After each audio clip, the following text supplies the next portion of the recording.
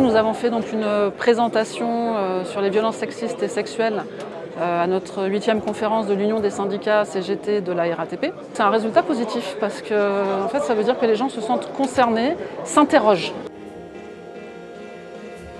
C'est une histoire que j'ai vécue, une collègue qu'on savait fragile, dont on n'a pas su l'accompagner dans les difficultés par rapport à un chef de division. Il a certainement profité de sa fragilité pour du harcèlement sexuel très fort, mais ça a détruit sa vie familiale, ça a détruit toute sa vie.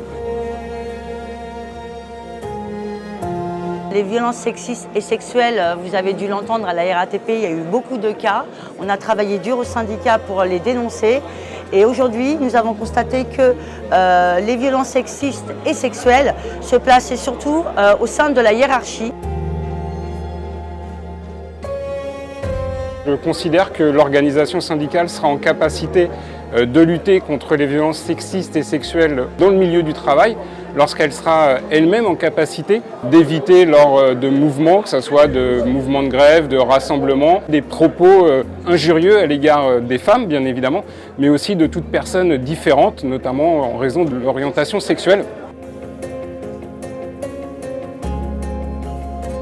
Il était nécessaire pour nous d'amener quelques clés de compréhension du comportement lié à ces situations-là. C'est ça le travail qu'on a cherché à mettre en œuvre avec l'association, c'était d'avoir un point de départ d'une situation à la fois à constater et de continuer dans l'avenir, y compris à former les référents harcèlement dans les CSE ou en tout cas mettre en œuvre, nous, dans l'organisation syndicale, le collectif de travail qui va permettre de créer le parcours à partir d'une alerte. Qu'est-ce qu'on peut faire à la fois pour que cesse cette situation-là et surtout qu'on remette dans leurs droits les salariés qui sont victimes de ces dérives qui sont celles des violences sexistes et sexuelles au travail.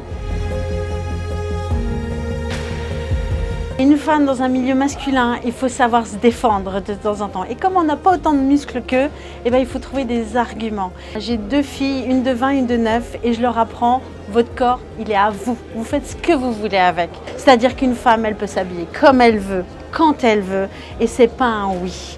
Il faut vraiment éduquer les filles à savoir dire non, que c'est non, et les garçons à entendre qu'un non, c'est un non.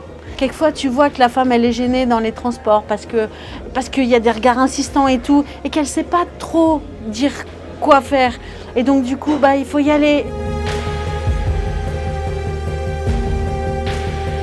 Je crois que ce qu'on a vu dans la réunion tout à l'heure, c'est la volonté des personnes de parler de ce sujet. Ils vivent des violences au travail terribles, que ce soit des paroles, des blagues qui ne sont pas drôles, des actes sexuels. Ils nous ont parlé de ce qu'ils ont appelé des anecdotes, qui ne sont absolument pas des anecdotes, mais qui sont vraiment des faits de violence précis. Et ils étaient vraiment dans l'idée d'essayer de penser comment on peut changer les choses.